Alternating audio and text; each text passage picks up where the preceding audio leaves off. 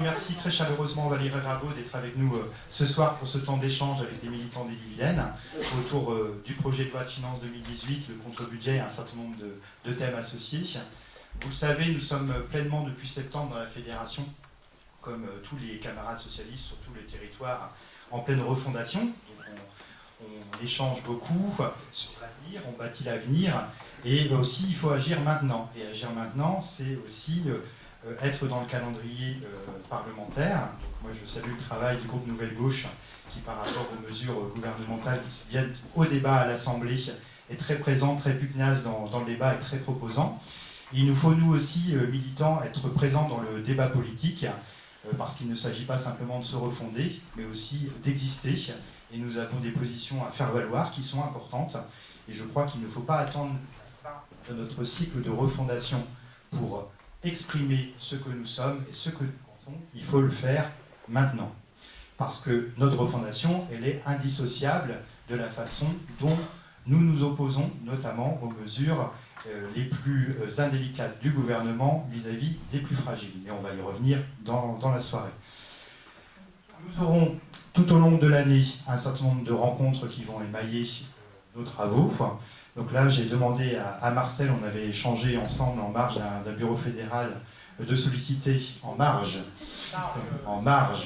de solliciter Valérie pour qu'elle puisse venir vous rencontrer ce soir. Nous aurons, et on vous annoncera dans les prochains jours, un calendrier qui va s'émailler de rencontres de ce type sur le mois de novembre, sur le mois de décembre et par la suite, courant 2018.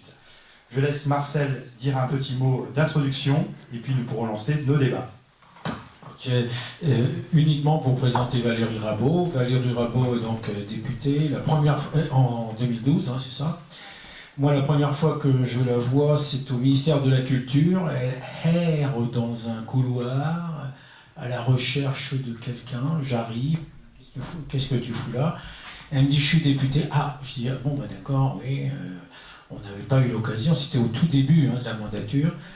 Et voilà, donc, quelques mois après, une fois que notre ministre du Budget a quitté le gouvernement, elle se retrouve à prendre la place de Christian Eckert comme rapporteur général du budget, c'est-à-dire la personne la plus importante, bien sûr, de l'Assemblée. Monsieur.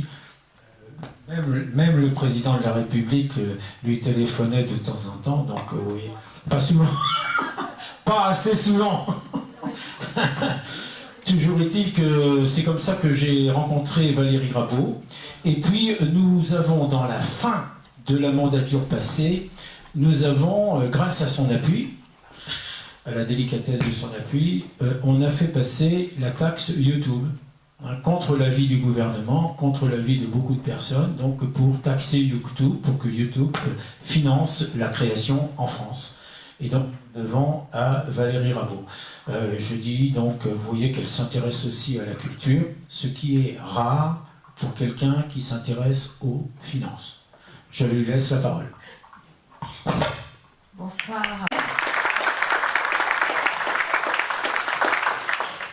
Chers camarades, bonsoir, merci beaucoup pour votre invitation. Je vais faire un petit clin d'œil à mes collègues, Marcel, Marie-Chedelaine et puis Nathalie, qui nous manquent beaucoup. Je vous fais une petite séquence un peu...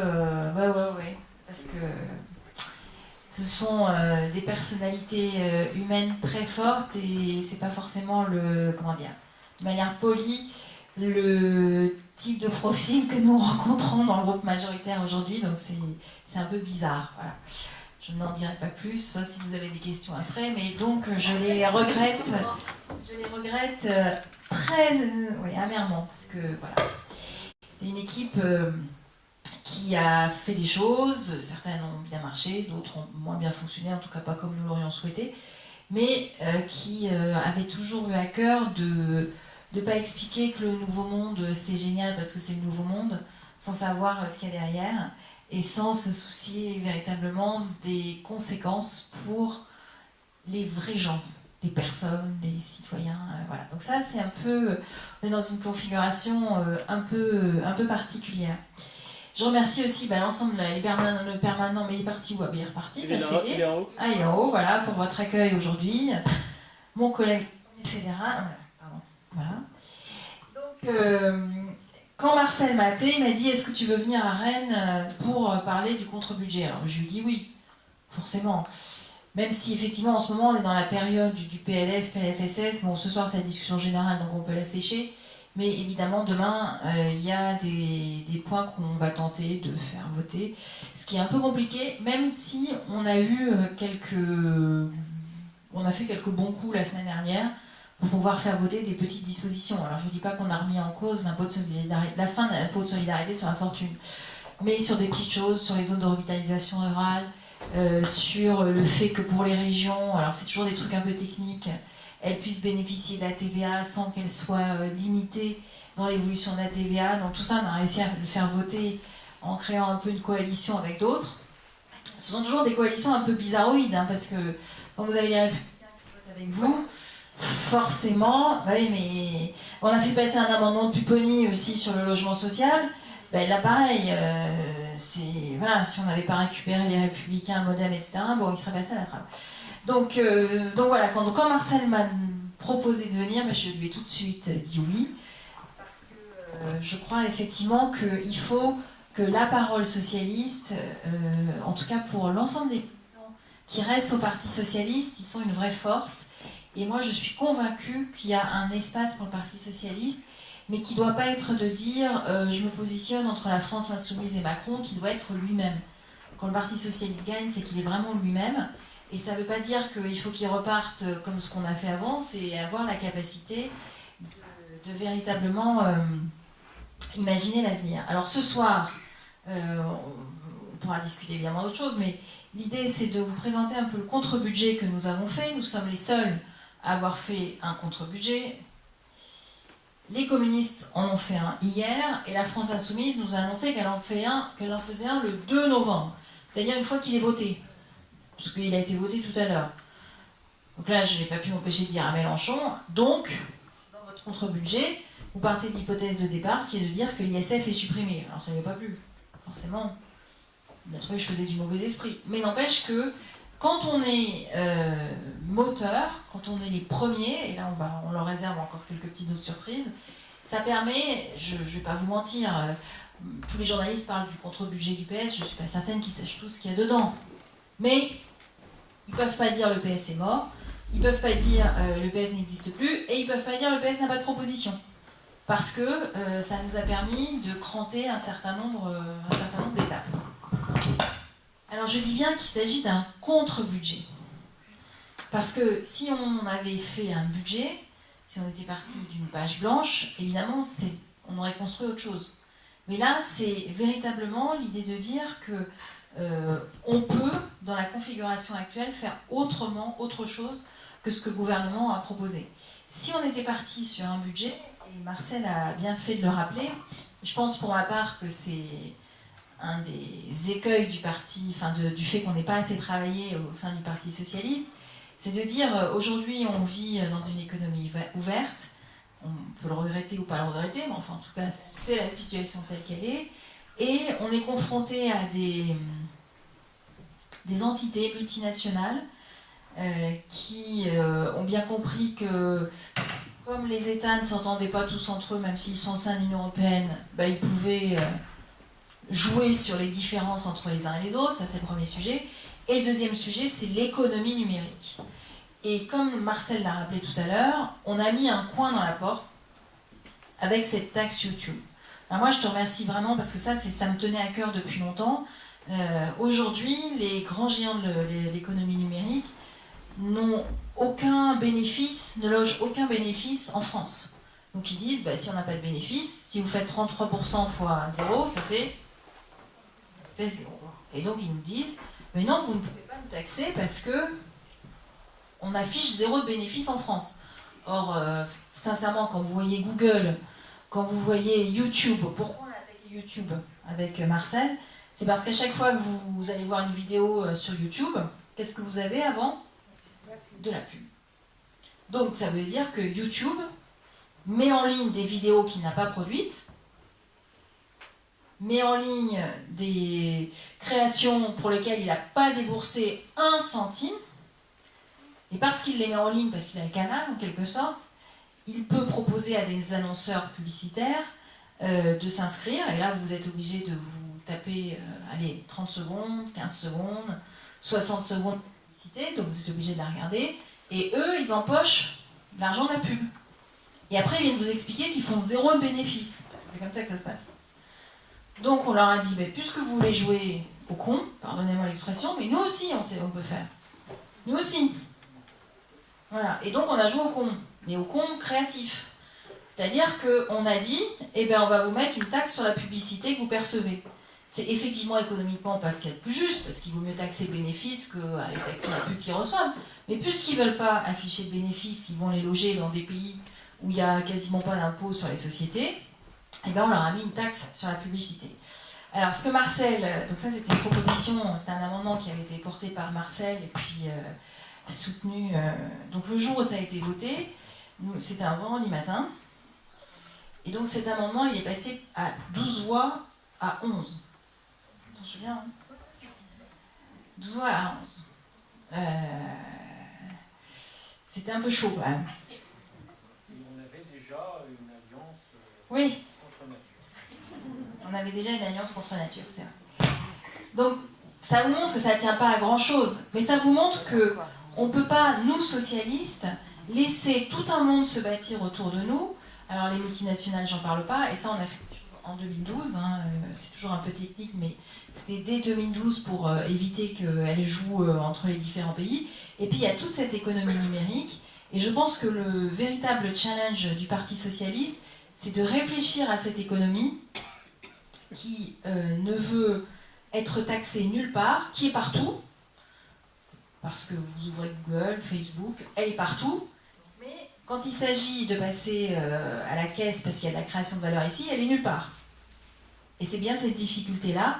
Et donc, nous sommes les premiers à l'avoir fait, et je sais que les Allemands veulent nous copier sur cette taxe dite YouTube, qui dit, ben voilà, on va vous montrer que nous aussi, on peut être, vous voulez jouer avec nous en nous disant je fais pas de bénéfices alors que j'encaisse des millions sur la pub, ben nous aussi on va vous montrer comment on peut aussi, allez, je vais pas dire jouer au con une deuxième fois, mais en tout cas savoir vous rattraper là où vous ne vous l'attendez pas. Alors je dois quand même toujours rendre à César ce qu'il y a à César, c'est Bruno Le Maire qui a signé le décret. Ce que je lui ai dit, le décret d'application de cette disposition, je lui ai dit mais vous avez voté contre, parce qu'à l'époque les Républicains avaient largement voté contre, évidemment, mais il faut au moins lui reconnaître le mérite d'avoir pris le décret de cette taxe YouTube, et aujourd'hui il ne parle plus que de ça, c'est incroyable. C'est de dire il faut taxer l'économie numérique. Parfois on a vécu, nous militants socialistes depuis un an, beaucoup de choses, mais des choses où vous vous dites c'est pas ce que j'avais entendu il y a un an, mais c'est le nouveau monde. C'est parce qu'en fait il faut s'habituer à entendre différemment. Donc voilà pour le petit point sur cette taxe YouTube qui à mon avis est vraiment, on a mis un coin à la porte pour pouvoir avancer. C'est pas le plus révolutionnaire, mais c'est vraiment le début de dire qu'il faut que la social-démocratie, les socialistes, ne se laissent pas compter uniquement par une économie qui se développe à vitesse grand V et pour laquelle on n'a pas encore forcément tous les outils. Et puis parfois on est un peu peureux. Et je crois que là-dessus, il ne faut pas avoir, en tout cas, faut avoir aucune crainte et être capable d'avancer. Juste pour la petite histoire, c'est la France qui a inventé la TVA que tous les pays du monde utilisent. Et je ne vois pas pourquoi nous, on ne pourrait pas aussi inventer ce qui se passe en termes de juste retour sur l'économie numérique. Alors, pour revenir à notre contre-budget, bon, j'ai pas assez imprimé, parce que je vais vous dire pourquoi, parce que je m'y suis prise trop tard et l'imprimante de l'Assemblée, enfin, où il est tombé en panne. Enfin, bref, donc, mais j'en ai quand même quelques exemplaires qu'on pourra faire passer si vous voulez.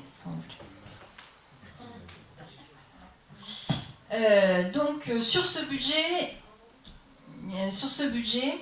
contre-budget, nous ce qu'on dit, enfin on est quand même, c'est vraiment le nouveau monde, parce que là, les grands bénéficiaires des baisses d'impôts de ce budget, ce sont les personnes qui, allez, pour faire simple, si vous voulez garder un ordre de grandeur en tête, ce sont celles qui ont plus de 10 000 € de revenus par mois.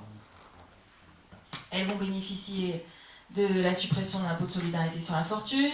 Elles vont bénéficier du fait que maintenant les revenus du capital, nous avions fait en sorte que 1 euro gagné via le capital soit taxé comme 1 euro gagné via le travail. Tout ça c'est fini, on est passé dans le nouveau monde et le capital les revenus du capital sont désormais taxés à 30%. Donc 30%. 30%, c'est 17,2% de prélèvements sociaux que tout le monde paye, plus 12,8% d'impôt sur le revenu. 12,8% d'impôt sur le revenu, c'est inférieur à la première tranche d'imposition sur le revenu. C'est-à-dire que, autrement dit, si vous gagnez 1 400 € par mois, vous allez commencer à payer de l'impôt sur le revenu, vous allez être taxé à 14%.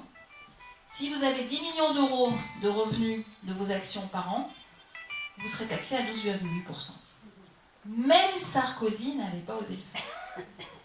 Même Sarkozy n'avait pas osé le faire. Parce que Sarkozy, quand il dit « je veux un prélèvement forfaitaire unique » ou une flat tax pour les revenus du capital, c'était à 19%. Là, c'est à 12,8%. C'est inouï. Et donc, les plus gros bénéficiaires, ce sont ceux qui ont des gros portefeuilles, qui au lieu d'être taxés aujourd'hui au titre de l'impôt sur le revenu, c'est-à-dire 45% s'ils ont effectivement 10 millions d'euros, plus les prélèvements sociaux, vont se retrouver avec une facture fiscale plus que divisée par 2. Et c'est tellement énorme que le gouvernement a refusé de nous donner le nombre de bénéficiaires. Je ne sais pas si vous imaginez. Alors, je regrette que le rapporteur général ne soit pas allé faire une petite visite surprise à Bercy, parce qu'à mon avis, c'eût été assez utile. Mais sur ce sujet, c'est inouï. Je dis, même Sarkozy n'avait pas osé le faire. Quand il avait fait son prélèvement sur les revenus du capital forfaitaire libératoire, le taux était supérieur à celui d'aujourd'hui. Donc, ça, c'est le plus gros chèque qui soit. Suppression de l'impôt de solidarité sur la fortune. Donc là, ce sont effectivement les patrimoines. Il y a 350 000 Français qui le payent aujourd'hui. Et ce sont les patrimoines supérieurs à 1,3 million. Mais effectivement, les gros gagnants sont ceux qui ont un patrimoine supérieur à 10 millions d'euros. Parce que ce sont eux qui ont les portefeuilles financiers. Plus que de l'immobilier. Bon. Donc quand vous mettez ça bout à bout, vous avez, selon les strates, des personnes qui vont recevoir un chèque, enfin en 2018, qui peut aller de 150 000 € à plusieurs millions d'euros. C'est considérable. Considérable. Et encore une fois, il faut retenir que même Nicolas Sarkozy ne l'avait pas fait. Il n'était pas allé aussi loin. Ça, c'est le premier sujet. Le deuxième sujet qui nous a... Alors pour le coup, je vous avoue que ça nous a... Moi, ça m'a vraiment scié. C'est le fait que dans toute cette économie moderne, désormais, les plans d'épargne logement vont être taxés. C'est-à-dire qu'aujourd'hui, le montant moyen d'un plan d'épargne logement, c'est 15 000 €. Bon, supposons qu'il soit avec un taux de 2,5%, donc vous faites 2,5% x 15 000, ça vous fait des intérêts de 375 € sur l'année. Aujourd'hui, vous ne payez pas d'impôt sur le revenu dessus si vous êtes dans la période des 12 ans. Vous ne payez pas. Là, avec ce qui est prévu au 1er janvier 2018, pour les nouveaux plans d'épargne logement, vous allez payer de l'impôt sur le revenu. Donc si vous faites 375 fois les 12,8%, vous arrivez à 50 €. On va prendre 50 € aux personnes qui ont un plan d'épargne logement qui est, somme toute, de l'épargne populaire. On va les taxer sur les intérêts qu'ils touchent. Donc on a évidemment monté au créneau sur ce point-là, assez vigoureusement. Et là, Bruno Le Maire nous a expliqué droit dans les yeux que si on faisait ça, eh ben c'est parce que ça coûtait, ne pas le faire, ça coûterait trop cher aux finances publiques. Alors que par ailleurs, il fait un chèque de 4,5 milliards d'euros. Donc tout ça, malheureusement, ça ne ressort pas assez dans le débat public. Parce qu'il y a une com, ça fait moderne, c'est flat tax, tout ça, etc. Mais quand on regarde les chiffres, c'est monstrueux. Monstrueux. Alors, ça, c'est le premier sujet. Évidemment, pour vendre de manière moderne ce chèque en blanc, ils disent oui, mais tout cet argent va s'investir dans les PME, dans l'économie, dans le financement des entreprises. Mais nada. Il n'y a aucune condition. Aucune condition. C'est-à-dire que vous, si demain, on vous dit, au lieu de payer, je sais pas moi, de l'impôt de solidarité sur la fortune ou que sais-je, votre argent, vous le récupérez, ben vous en faites ce que vous voulez. Si vous voulez acheter un yacht, vous achetez un yacht. Si vous voulez acheter des chevaux de course, vous achetez des chevaux de course. Personne ne peut vous forcer à investir dans les PME. Donc nous, sur cette question-là, ce qu'on a dit, c'est qu'on maintient l'impôt de solidarité sur la fortune, on supprime cette flat tax, mais on va plus loin, parce qu'on les a pris un peu à leur propre piège. On leur dit, effectivement, il faut que l'épargne des Français, elle soit plus orientée vers le financement des entreprises que nous avons. On a ceci de très paradoxal, c'est qu'on fait partie des pays européens qui épargnent plus. En moyenne, en moyenne, évidemment c'est une moyenne, on économise 15% de nos revenus, non mais c'est une moyenne. Mais le reste de l'Union européenne est à 10 et le Royaume-Uni est à 5. Donc, mais cet argent, on va le mettre dans de l'assurance vie. On va le mettre dans du livret A aussi, 290 milliards, dans le plan d'épargne logement, mais on va le mettre aussi dans l'assurance vie. Et cette assurance vie, là aussi, et c'est ce qu'on leur a dit, mais ils n'ont pas voulu en démordre, elle bénéficie d'avantages fiscaux. C'est-à-dire que si vous gardez pendant 8 ans des contrats, vous ne payez pas d'impôt sur le revenu, vous payez des prélèvements sociaux, mais pas d'impôt sur le revenu. Et on ne trouve pas normal que l'avantage il soit le même, que vous ayez investi dans des choses risquées ou dans des choses qui ne sont pas risquées, en tout cas pour les plus gros contrats. Donc on leur dit, ben nous, on garde la même enveloppe d'avantage fiscal, mais sur les gros contrats, on la réserve, les gens qui ont plus de 300 000 euros, on leur dit, ben il n'y a pas de raison qu'on leur donne de l'avantage fiscal si ils continuent à investir dans des choses qui sont à capital garanti où il n'y a pas de risque. On leur dit, ok, on vous maintient l'avantage fiscal à condition d'aller sur du risque. Alors c'est des propositions qui sont, je reconnais, un peu techniques, mais qui visent à dire que le discours qui a existé sur le fait de dire cet argent libéré va financer l'économie, c'est pas vrai, parce qu'il n'y a aucune condition. Et nous estimons que quand on a des sommes en jeu de cette nature, il faut qu'on puisse flécher et en tout cas mettre des conditions. Donc ça, c'est pour les personnes qui ont plus de 10 000 euros par mois. Pour celles qui ont moins de 1 500 euros par mois. C'est là où le bas, je vais reprendre parce que je ne sais plus dans quel ordre je l'avais mis, je te le rendrai tout à l'heure. Pour celles qui ont moins de 1 500 euros par mois, là, l'histoire n'est pas tout à fait la même. D'abord parce que ce sont elles qui se prennent la baisse des APL. 5 euros de moins, c'est reconduit ça. Ça, c'est reconduit. Pour 6,5 millions de personnes, dont 60% vivent en dessous du seuil de pauvreté. Je ne sais pas si on voit, c'est quand même incroyable. Ensuite, la moitié des emplois aidés sont supprimés, les créations d'emplois aidés. Donc là, pour les personnes qui devaient en bénéficier, ben, c'est le chômage. Il n'y a pas de solution alternative qui a été proposée. On fiscalise les plans d'épargne logement. Ça, c'est en général ben, les personnes qui ont moins de 1 500 euros par mois qui se constituent une petite épargne avec du plan d'épargne logement. On augmente la CSG pour les retraités de manière significative, puisqu'encore une fois, à partir de 1 300 euros par mois, enfin 1 400, allez, prenons 1 400, ça fait une hausse de CSG qui représente 285, rien que la hausse, 285 euros sur l'année. Donc ça, les retraités, eux, il n'y a pas de compensation, ils vont payer plein pot. Il y a une partie sur la taxe d'habitation, parce qu'il faut toujours rendre à César ce qu'il y a à César, mais quand on met, et le dernier point qui est le point dont personne ne parle, c'est la fiscalité écologique. La fiscalité écologique, elle augmente, là aussi, d'une ampleur inégalée.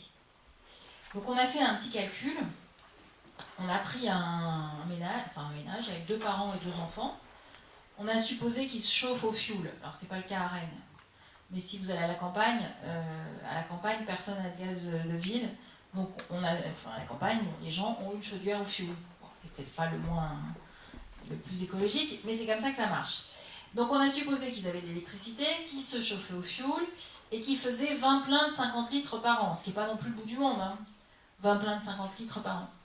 Eh bien, leur fiscalité écologique, aujourd'hui, ils payent de l'ordre de 800 euros par an. Alors, vous allez me dire, mais ils ne le savent pas. Mais non, ils ne le voient pas, parce que c'est à la pompe, c'est quand vous achetez votre cuve de fioul, bah, c'est dans le prix, donc vous ne le voyez pas. Donc aujourd'hui, ils payent 800 euros. À la fin du quinquennat, ils payeront 1 400 euros par an. Plus 600 euros. Et rien que pour l'année 2018, ça fait 145 euros de plus. Ça, personne n'en parle. Personne. Mais vous allez voir la manière dont ça va vraiment se ressentir. le prix à la pompe. Là, je prends un exemple qui est le fioul. Si vous vous chauffez à l'électricité, c'est un peu moins important, et si vous vous chauffez au gaz, c'est un peu moins important. Mais n'empêche que cette fiscalité écologique, elle s'applique à tout le monde, que vous soyez riche ou que vous soyez moins riche, puisque ça dépend de votre consommation. Et elle ne dépend pas du revenu. Donc nous, ce qu'on dit, évidemment qu'il faut... on est bien d'accord qu'il faut faire en sorte que le diesel soit plus aussi important dans notre vie, tout ça on est bien d'accord. Mais il faut que, sur toutes ces taxes qui ne tiennent pas compte du revenu des personnes, il faut qu'il y ait une notion du revenu qui intervienne.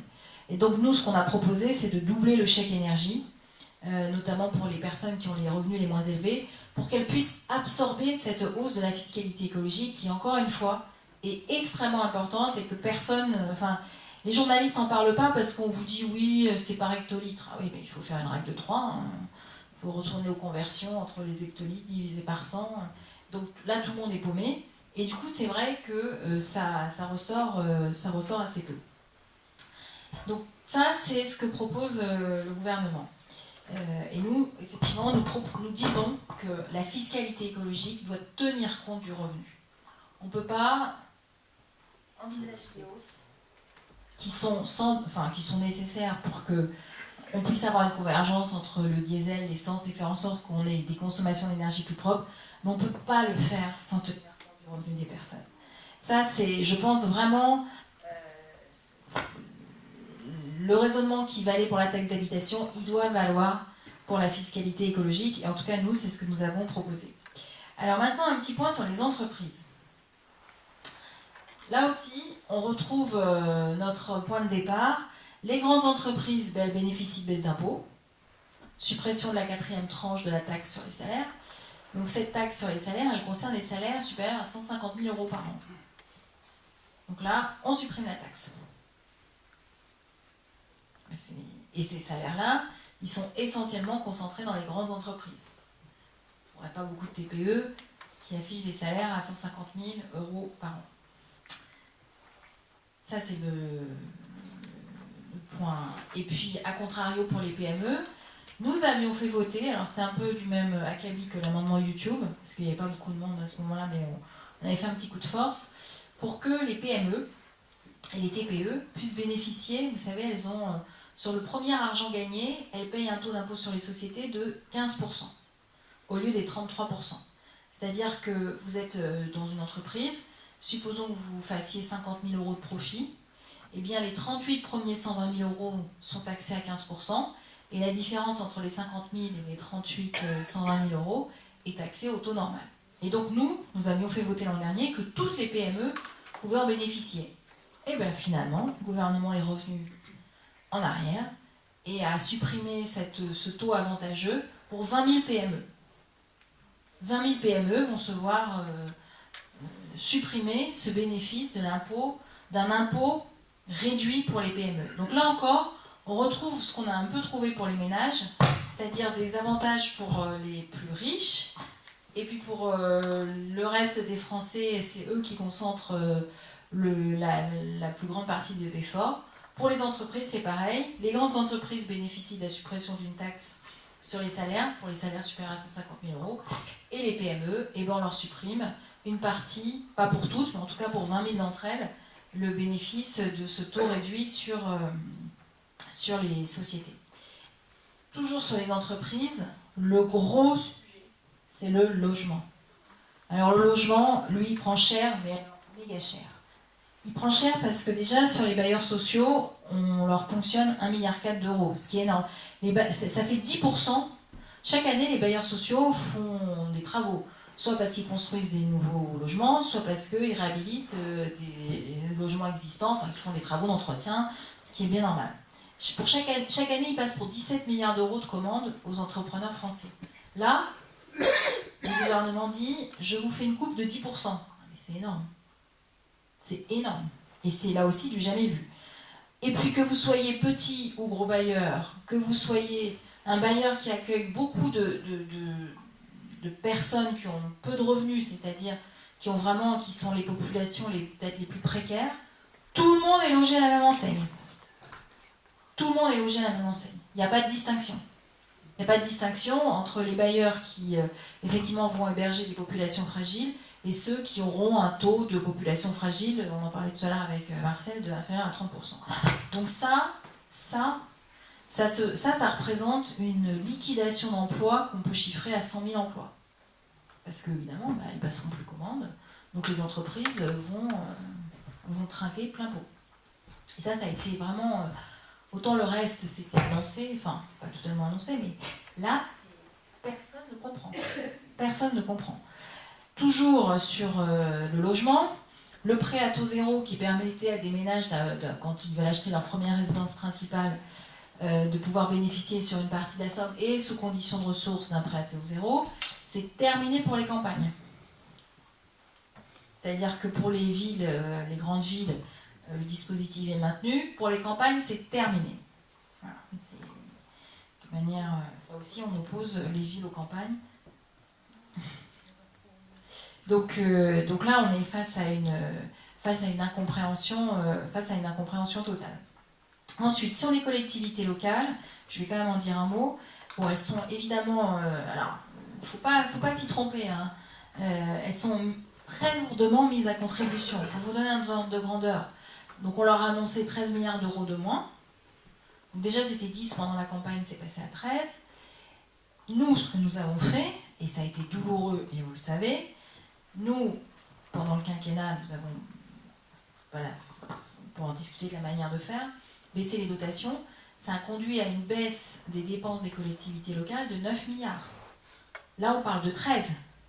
Mais 13 qui viennent après les 9 qui ont déjà été réalisés. Donc 13, c'est 40% de plus que les 9 milliards qui ont été réalisés sous le précédent quinquennat. C'est énorme. Donc vous savez, bon, je ne sais pas s'il y a des maires dans la salle, vous avez peut-être reçu la lettre d'Édouard Philippe, qui explique que oui, enfin, tout ceci est noyé de manière très polie dans un je ne sais pas si vous l'avez reçu, non? Tu l'as reçu? C'est pas arrivé. Oui. Bon, voilà. Il faudra expliquer que... Bon. Donc, en termes de montant, c'est hyper important. Alors après, je vais vous faire quand même une petite liste des promesses non tenues. Il y avait un fonds pour les régions, 450 millions d'euros, il a fallu le rétablir. Ça, je vais vous expliquer ce que nous avons fait. Pour les départements, il y avait un fonds d'aide, notamment pour les départements qui accueillent beaucoup de mineurs étrangers. Pour l'instant, il n'est pas rétabli. Et pour les communes, on leur a dit, on ne vous baisse pas la dotation, les aides qu'on vous donne au fonctionnement. Ça, c'est vrai, quoique, il y a des petites entourloupes, c'est-à-dire qu'on dit, oui, on ne vous baisse pas, mais quand même, on va prendre quelques trucs dedans. Mais c'est vrai, de manière, il faut quand même rendre à César ce qu'il y a à César, de manière assez limitée. Par contre, le soutien à l'investissement, lui, baisse de 8%. Il y aura 8% de moins sur les fonds DET, qui s'appelle Dotation d'équipement des territoires ruraux, et le fonds, enfin l'ODSI, je ne sais jamais ce que ça veut dire, mais voilà. Donc tout ça pour vous dire que même les collectivités locales, sous couvert d'un discours qui est plutôt, qui peut passer, en tout cas dans l'opinion publique, 13 milliards d'euros, c'est 40% de plus que ce qui a été réalisé auparavant. Et puis je vais dire un dernier mot de la taxe d'habitation. Donc la taxe d'habitation, aujourd'hui il y a déjà 13% des logements qui sont exonérés de taxe d'habitation, tout simplement parce que les personnes qui habitent dans ces logements ont des revenus faibles et que ne sont pas en mesure de payer une taxe d'habitation. Donc ça, c'est le premier point. Mais ces 13%, c'est très variable selon la France. Alors ça, c'est la petite carte que je vous ai mise par département. C'est qu'il y a des départements qui sont déjà à 25%, 26%, et d'autres, comme Neuilly, qui sont à beaucoup moins. Bon. Donc ça signifie que pour les gens, les communes qui ont des exonérations de taxe d'habitation, l'État rembourse, mais rembourse pas bien. Il ne compense pas totalement bien. Donc là aussi, on va s'inscrire dans des difficultés parce que les communes ne vont pas être logées toutes à la même enseigne. Et je vais vous donner un exemple très concret. Supposons, alors je ne connais pas les taux d'imposition à Rennes, donc je vais prendre un exemple. Supposons que vous payiez 1 000 € de taxe d'habitation. Et supposons que vous fassiez partie des 80% des Français qui vont ne plus la payer. Ça veut dire que, j'enlève la période de transition, supposons qu'on soit au bout. Donc, les 1 000 euros, vous ne les payez plus et ils seront versés à la mairie de Rennes par l'État. Supposons que, vous n'allez pas hurler, mais je fais ça pour faire un calcul qui soit simple. Supposons que les taux augmentent de 10%. C'est pas ce qui va se passer. Mais supposons que les taux augmentent de 10%. C'est parce que 10% fois 1000, c'est simple. Donc vous avez la nouvelle taxe d'habitation, elle passe à 1 100 euros. L'État va continuer à rembourser 1 000 euros à la mairie de Rennes, mais les 100 euros, qui c'est qui va les payer? C'est vous. C'est vous. Non, pas les 20%, même si on en a les 80%. Le différentiel, c'est vous qui continuez à le payer. C'est vous qui continuez à le payer. Alors, ça, c'est pas encore totalement bien calé. Je sens que j'en ai perdu quelques-uns au passage. Je n'ai pas compris. Ah bah, qui c'est qui n'a pas compris? Alors, je recommence. Aujourd'hui, supposons que vous payez 1 000 euros de taxe d'habitation. Avec la suppression pour 80% des Français, vous ne la payez plus. Donc les 1 000 euros, ils sont comme la mairie de Rennes, elle a quand même besoin d'avoir des sous pour faire fonctionner la mairie. Les 1 000 euros sont compensés à la mairie de Rennes sur la base de 2017 par l'État. Et supposons que la mairie, pour des raisons, je ne sais rien, X ou Y, décide d'augmenter ses taux dans 3 ans, dans 4 ans. La taxe d'habitation, elle peut passer de 1 000 à 1 100 euros. N'importe quoi, parce que je ne connais pas les chiffres. Bon. L'État continuera seulement à rembourser les 1 000 à la mairie de Rennes, et les 100 euros, ils seront payés par vous. Le contribuable. Celui qui ne paye pas de taxe d'habitation. Au lieu de payer 100 euros, il continuera à payer 100 euros.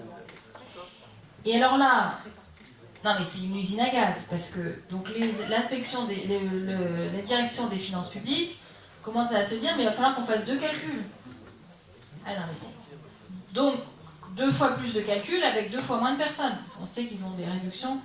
Donc, pour l'instant, plus personne n'ose trop répondre à cette question. Et j'attends de voir le congrès des maires quand il va falloir que Édouard Philippe explique tout ceci aux élus. Aux élus. Donc ça, c'est une belle usine à gaz. Hein. Dans le genre simplification, c'est une belle usine à gaz. Alors, nous, notre contre-budget, qu'est-ce qu'il dit? Bon, je vous en ai déjà donné quelques exemples tout à l'heure. Sur les ménages, on dit on maintient l'ISF. On fait juste un petit aménagement familial au sein de l'impôt de solidarité sur la fortune quand il y a des entreprises familiales. Parce qu'aujourd'hui, par exemple, quand vous avez une entreprise familiale, supposons que voilà, vous ayez une entreprise avec son créateur, que cette personne ait 3 enfants, donc elle cède l'entreprise à ses 3 enfants, il y en a un qui est dirigeant, puis les 2 autres ne travaillent pas dans l'entreprise. Aujourd'hui, celui qui est dirigeant ne paye pas l'impôt de solidarité sur la fortune, mais les frères et sœurs doivent le payer. Vous imaginez, dans les familles, ça peut donner des discussions compliquées, où les 2 frères et sœurs qui payent l'ISF disent au 3e qui est gérant, il va falloir augmenter les dividendes de la société pour qu'on puisse payer notre ISF. Donc effectivement, ça crée quelques difficultés. Donc c'est pour ça qu'on dit, nous, on propose un compartiment familial pour résoudre cette question du financement des PME et des TPE. L'assurance vie, je vous en ai parlé tout à l'heure, donc je ne vais pas y revenir. On double le chèque énergie pour que la fiscalité écologique ne soit pas punitive et ne soit pas ressentie de manière extrêmement injuste par les Français qui ont les revenus les moins élevés et puis ceux qui habitent à la campagne qui n'ont pas d'autres moyens que de se déplacer en voiture. On rétablit, ah oui, ça aussi c'était toujours pour faire des petites économies de bout de chandelle. Vous savez que vous avez un crédit d'impôt énergie si vous faites des travaux chez vous pour améliorer votre habitat. Et seulement cette année, ils avaient eu la bonne idée d'enlever les portes et les fenêtres. Chacun sait bien que... Voilà, opération porte ouverte. C'est exactement ça. Bon, donc nous, on remet les portes et les fenêtres. On souhaite protéger le pouvoir d'achat des retraités. Et sur la hausse de la CSG, alors je sais qu'il y a même un débat qui peut exister entre nous, au sein du Parti Socialiste, sur les actifs par rapport aux retraités. Bon. Je vous rappelle que c'est un contre-budget, on n'aurait pas fait ça si on était parti sur une page blanche. Mais dans ce contre-budget, on se dit on ne peut pas appliquer une CSG sur des montants de retraite qui ne permettent même pas de couvrir le prix d'une maison de retraite. Le prix d'une maison de retraite, c'est entre 2400 et 2500. Si elle est médicalisée, c'est 2600 ou 2700. Et si elle est médicalisée en région parisienne, c'est 3000 euros. Bon. Donc on dit, ok, vous voulez augmenter la CSG, mais nous, on applique l'augmentation au-delà de 3 000 euros par mois. On corrige, alors, donc ça va être discuté demain, parce que c'est un des amendements, parce que tout ça, on l'a traduit en amendement. On ne peut pas demander aux retraités d'avoir à payer 200, 300, 400, 500 euros de plus par an pour des montants de retraite qui ne permettent même pas de couvrir les frais d'une maison de retraite. Ça, je trouve ça d'une injustice. Donc c'est la proposition que nous avons faite. On recrée les emplois aidés. On pense que c'est... Enfin, on a rebudgétisé pour maintenir une enveloppe de création d'emplois aidés.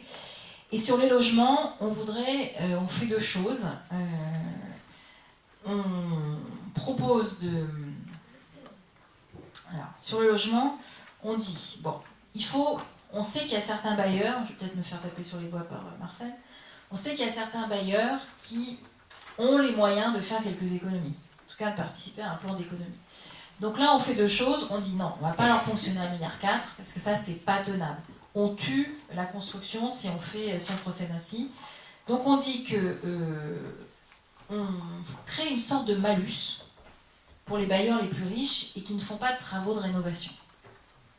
C'est-à-dire, vous avez une petite caisse, et certains, on a quand même regardé un peu, donc là on récupère un peu d'argent, on leur crée un petit malus, écoutez, plutôt que votre argent vous le gardiez chez vous, si vous ne l'utilisez pas pour faire de la rénovation, pour faire en sorte que les logements soient moins des passoires, eh bien on vous ponctionnera ce qu'on appelle un malus. On dit c'est donnant-donnant, et puis aussi on fait une petite mesure sur la TVA qui évite de se retrouver avec une ponction telle qu'elle a été prévue. Sur les collectivités locales, on dit aussi qu'il faut que la parole de l'État soit tenue, que ce soit vis-à-vis des régions, que ce soit vis-à-vis des départements, que ce soit vis-à-vis des communes. Donc ça, c'est ce qu'on a intégré. Et on a aussi proposé la création d'un fonds pour les Outre-mer, parce que tenez-vous bien, le président de la République était allé à Saint-Martin et Saint-Barthélemy, dans le budget, il n'y a rien pour les Outre-mer. Rien pour la reconstruction de Saint-Martin et Saint-Barthélemy.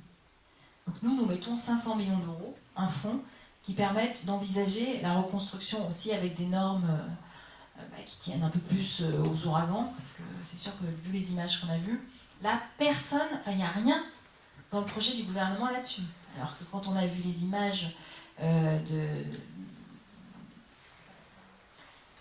île complètement détruite avec des habitants qui se retrouvent dans des conditions épouvantables, je trouve ça incroyable. Donc ça fait partie des équilibres, en tout cas des propositions que nous faisons. Quand on met tout bout à bout, on a eu le souci, alors je sais que peut-être vous ne serez pas tous d'accord dans cette salle, j'en sais rien, mais de dire, il ne faut pas qu'on se fasse prendre au piège de dire, allez, les socialistes, ça y est, ils refont encore grâce gratos. Bon, voilà. Le budget qu'on a fait, c'est pour ça qu'on leur a fait un tableau à la fin, où on fait les plus et les moins, et on arrive à 0,1 point, quasiment aux mêmes réductions de déficit public que le gouvernement. C'est-à-dire qu'on s'est forcé à faire un exercice qui rentre dans une enveloppe budgétaire contrainte, ce qui est difficile. Je peux vous dire que il y a eu quelques petits arbitrages où on avait des surfoiles, mais ce qu'on veut dire, c'est qu'avec le même argent, on peut faire les choses différemment. Quand on est arrivé en responsabilité en 2012, la croissance, elle était de combien économique? Elle était de 0. C'est-à-dire que notre pays ne créait pas de richesse supplémentaire. Aujourd'hui, le gouvernement arrive et la croissance est à 1,7%. C'est-à-dire que chaque année, sans qu'il fasse rien, il y a 45 milliards d'euros de richesse supplémentaire.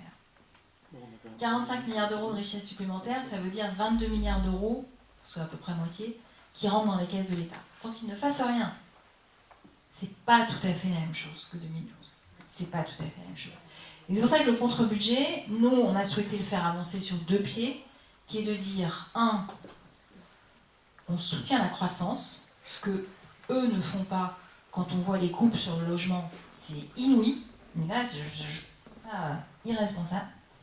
Et deux, il faut qu'on ait toujours à cœur de réduire les inégalités. On ne peut pas, et eux font exactement le contraire, c'est-à-dire qu'avec les gros avantages pour les personnes qui gagnent plus de 10 000 euros par mois et les efforts pour celles qui gagnent moins de 1 500 euros par mois. Donc je crois que j'ai assez parlé, on va prendre des questions.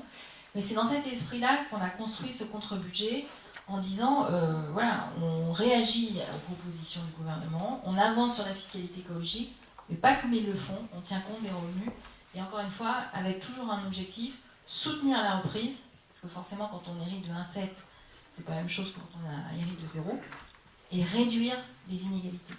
Parce que ça, c'est un vrai poison pour nos sociétés, d'avoir des inégalités qui augmentent. Donc voilà pour quelques éléments sur ce contre-budget. Je sais pas si on va prendre des questions.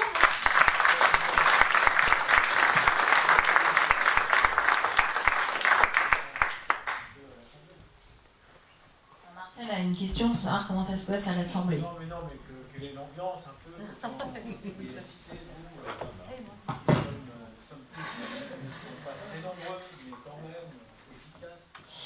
Alors c'est vrai que passer d'un groupe de près de 300 à 30, ça fait quand même c'est plus facile à bizarre.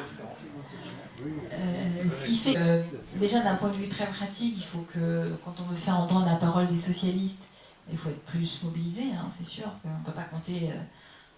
Pourtant, je vois des petits camarades qui étaient très présents, on ne peut pas toujours compter sur les camarades. Donc ça, c'est un premier point. Le deuxième, c'est l'attitude du groupe majoritaire qui, effectivement, se comporte comme un groupe très majoritaire. Avec certains, on peut arriver à négocier quelques amendements, c'est-à-dire dire mais ça c'est quand même du bon sens, etc. Mais parfois d'autres sont quand même très très fermés. Et ça c'est ouais, on hallucine un peu. Donc ça donne une ambiance un peu spéciale. Voilà. On verra à l'usage. Hein, mais...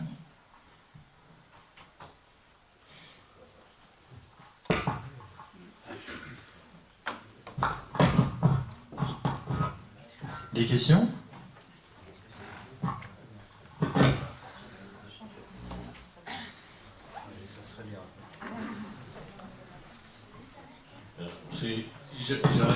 J'aurais une question qui est un peu technique, je terminerai par ça, mais ça va être en trois phrases. Moi j'ai le sentiment, mais je ne sais pas si c'est partagé, que si j'ai bien compris, l'objectif de Macron c'est d'arriver en 2022 à 0,2% de déficit. Et tout est bon pour y arriver. Alors, je prends une décision, puis il se démerde, parce que c'est un peu ça, on fait feu de tout bois.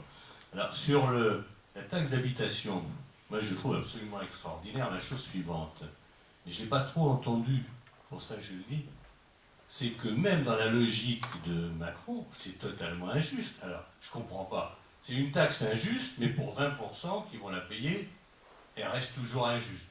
J'avoue que je n'ai pas compris. Deuxième chose, la taxe d'habitation qui est supprimée, elle est encore injuste dans ce cadre-là, puisque ceux qui gagnent le plus, c'est ceux qui payaient plus. Donc on en remet une couche. Donc j'avoue, je ne comprends pas, c'est complètement incohérent, y compris de la part de la majorité actuelle. Dernier point aussi dont on parle peu, essayez-vous un petit peu sur les effets de seuil, et vous allez voir que c'est très amusant. J'ai intérêt à aller demander à mon patron, surtout ne m'augmentez pas parce que sans ça je vais payer de la taxe d'habitation. En tout cas, ne m'augmentez pas trop.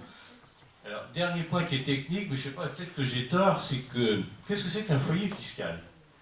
Alors moi, il va falloir rapprocher deux fichiers croisés, ceux des communes et ceux de l'État. Alors l'État est prêt à ça? Parce que à ma connaissance, je ne crois pas que ça existe, mais je me trompe peut-être. Là, il y a un beau bordel en prévision, hein, parce que j'ai pas intérêt à me marier en particulier. C'est pas bon, hein, puisque je risque de payer plus cher. C'est un aspect technique, je ne sais pas ce qu'il en est. Alors, tout ceci, tout est très juste. Effectivement, à cette baisse de la taxe d'habitation, ce sont à l'intérieur de l'enveloppe des 80%, les plus riches qui vont... grosso modo, c'est injuste au départ, mais ceux qui vont être remboursés et qui ne vont plus la payer, ce sera le même montant pour tout le monde, quel que soit le revenu. Parce que c'est bien la difficulté. Ça, c'est le premier sujet. Deuxième sujet, sur le point technique de rapprochement des fichiers. En fait, cette mesure, elle consiste quand même à faire un mariage à trois. L'État, le contribuable et la commune. Bon, les mariages à trois, en général, ça finit mal. Il y en a toujours un qui est cocu. C'est souvent comme ça. C'est souvent comme ça. Et donc, effectivement, là, on est en train de s'embarquer dans une affaire de mariage à trois où il y en a forcément un qui va se faire avoir. Voilà. Alors que ce soit le rapprochement des fichiers, que ce soit est-ce que les mairies seront bien remboursées, compensées comme elles le doivent. Toutes ces questions-là, elles sont un peu passées sous un voile où le gouvernement n'a pas toujours répondu. Nous, ce qu'on avait, quand on a travaillé au sein du Parti Socialiste, commencé à dire, c'est de dire il faut laisser les communes vivre leur vie. Il y a un problème, effectivement, sur la taxe d'habitation, parce qu'elle n'est pas liée aux revenus. Bon. Mais il y avait un moyen très simple de le résoudre, c'est de dire aujourd'hui, vous payez vos impôts sur Internet, j'imagine, pour la plupart.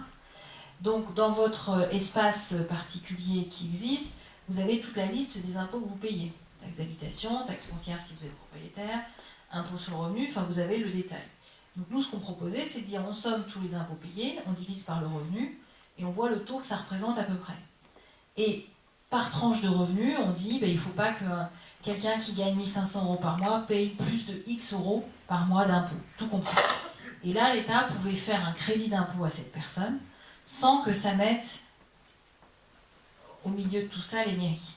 Alors vous allez me dire, oui, mais les communes auraient pu être tentées d'augmenter les taux, puisque c'est l'État qui payait. Ben, on les aurait rattrapés via un autre mécanisme qui s'appelle la dotation globale de fonctionnement. Enfin, ça, on y avait bien réfléchi. Ce qui évitait de reproduire dans le remboursement de la taxe d'habitation l'injustice qui existe au départ dans cet impôt. Maintenant, sur les foyers fiscaux. Alors là, effectivement, on est 66 millions de Français, il y a 37 millions de foyers fiscaux. Le problème, c'est que donc vous avez un numéro fiscal dans votre espace, ce qui permet en théorie de croiser les fichiers, mais c'est en théorie seulement. Et donc là, je confirme que on s'apprête à entrer, pour reprendre l'expression, dans une phase de gros bordel. Et il y a des gens qui vont se retrouver à payer, ou qui vont, enfin, ça va être un gros bordel. Et puis alors les effets de seuil, alors là ils sont redoutables. Redoutables. Parce que, par exemple, les retraités qui vont prendre la taxe, la CSG, ceux qui vont continuer à payer la taxe d'habitation, qui vont continuer, qui vont se prendre la fiscalité écologique plein pot, mais quand vous sommez tout bout à bout, ça leur fait une petite addition bien salée. Donc effectivement, la manière dont c'est pensé, c'est que c'est pensé par silos. Or, tous ces silos sont interconnectés entre eux. Et c'est là où, effectivement, les interconnexions, on ne voit pas très bien comment elles vont être gérées. Je ne sais pas si j'ai répondu à la question.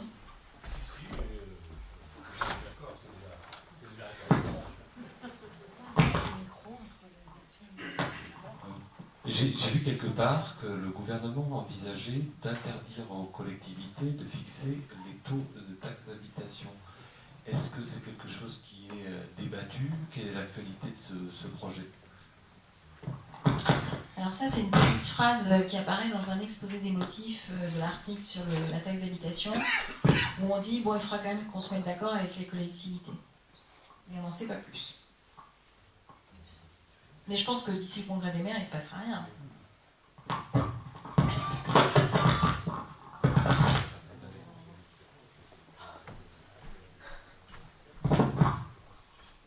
Tu me donnes le mauvais micro pendant que je parle. T'es malin. Alors oui, moi j'avais plusieurs choses, mais je vais limiter pour qu'il y en ait d'autres qui aient des choses à dire, et puis après ça va être trop technique, donc on va endormir tout le monde. Vous avez parlé d'un amendement que vous avez obtenu sur les ZRR, donc est-ce que vous pouvez développer sur les ZRR parce que ça m'intéresse. Ensuite, j'ai une question technique sur l'aide publique au développement, donc où il y a eu des promesses pendant la campagne, et donc qui ne sont pas tenues, mais ça c'est pas une surprise. Dans les territoires, il y a beaucoup d'associations de solidarité internationale en France et d'ONG qui aujourd'hui se posent des questions sur des financements de projets, puisqu'on n'a pas de détails très très concrets sur la politique de l'aide publique au développement. Donc est-ce qu'au niveau du groupe Nouvelle Gauche et des débats, c'est des sujets qui sont évoqués? Et puis, donc il y a un truc qui est passé inaperçu au moment de l'élection présidentielle et puis des champs ministériels. On a un ministère de l'Éducation nationale, de la vie associative et de la jeunesse. Dans le budget du ministère de l'Éducation nationale qui a passé la barre timidement des 50 milliards, on a 500 millions, je crois, pour la vie associative. Alors étant président d'association à l'échelle d'un pays comme la France, autant dire que c'est que dalle. Où on en est sur ces questions-là et est-ce qu'on a des détails un petit peu sur ce budget de 500 millions sur un document que j'ai vu concernant la vie associative? Alors, sur les ZRR, il y a deux choses qui ont été... Alors, pardon, les zones de revitalisation rurale. Donc, ce sont des territoires qui sont identifiés comme ayant besoin d'avoir un petit coup de pouce. Voilà. Alors, là-dessus, nous avons fait deux choses. Aujourd'hui, quand vous avez une épicerie, une pharmacie dans une zone de revitalisation rurale, si vous trouvez un repreneur, ce qui n'est pas toujours le cas, le repreneur qui va acheter l'épicerie ou la pharmacie ou je ne sais quoi, eh bien, va pouvoir bénéficier pendant 5 ans de ne pas payer d'impôt sur les sociétés. Voilà, c'est de dire on donne un coup de pouce pour les personnes qui s'installent. Sauf que si votre repreneur c'est votre fils ou votre fille, ben, il bénéficie de rien du tout. Et vous savez très bien que dans des petites épiceries, ce sont souvent les enfants qui reprennent parce que vous trouvez rarement du monde qui vient d'ailleurs pour reprendre. Enfin, en tout cas, c'est plus difficile. Donc ça, on a réussi à les convaincre de dire qu'il fallait supprimer cette injustice. Alors évidemment, on l'a abordé pour pas qu'il y ait plusieurs fois de... Mais bon, enfin, voilà. Donc ça, on a réussi à les convaincre de supprimer cette injustice. Et le deuxième volet sur les zones de revitalisation rurale, il y a une nouvelle carte qui a été publiée en juin, je ne sais plus trop quand. Enfin, c'est sous notre... qui visait à faire en sorte que ces territoires soient découpés un peu différemment. Donc du coup, et qui reposait sur les communautés de communes. C'est-à-dire que le critère, c'est est-ce qu'une communauté de communes est éligible à faire partie d'une zone de revitalisation rurale ou pas. Et donc du coup, vous avez des communes qui étaient zones de revitalisation rurale, mais dont la communauté de communes ne l'est plus, qui perdent le bénéfice de la zone de revitalisation rurale. Donc on a dit, bon, on va faire on sait toujours faire, un effet sifflé, où ils vont conserver pendant 5 ans, ou je ne sais plus si on a mis 5 ans, je crois qu'on a mis 5 ans, le bénéfice d'une zone de revitalisation rurale, même si ces communes n'appartiennent pas à une communauté de communes qui est en zone de revitalisation rurale. Donc ça, c'est les deux points qui sont un peu, mais qui créent quand même des difficultés sur le terrain. Sur les 500 millions d'euros de la vie associative, bon. Alors, donc ça va passer dans 2 semaines ou la semaine prochaine, c'est pas encore voté ce point-là. Donc on va refaire là on va attaquer, nous, le volet dépenses, enfin regarder exactement ce qu'il y a dedans. Parce que déjà, il y a la suppression de la réserve parlementaire. Moi je connais au-delà de la réserve parlementaire, qu'elle soit distribuée par les députés ou les sénateurs, voilà, mais la petite difficulté, c'est qu'aujourd'hui elle n'existe plus, donc le montant n'existe plus. Et là, ça fait 130 millions d'euros de moins pour les petites communes et les associations. Terminé. Donc du coup, oui, il y a une baisse des crédits pour les associations. Et j'ai pas le montant exact, parce que là c'est une colle, mais je pourrais vous le donner, vous l'envoyer pour répondre plus précisément à la question.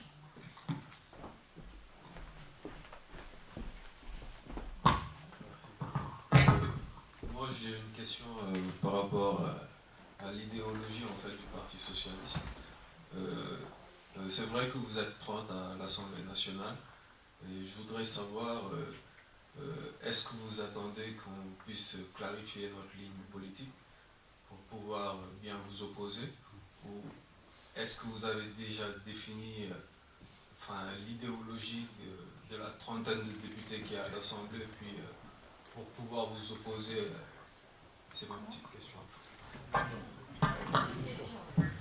Alors,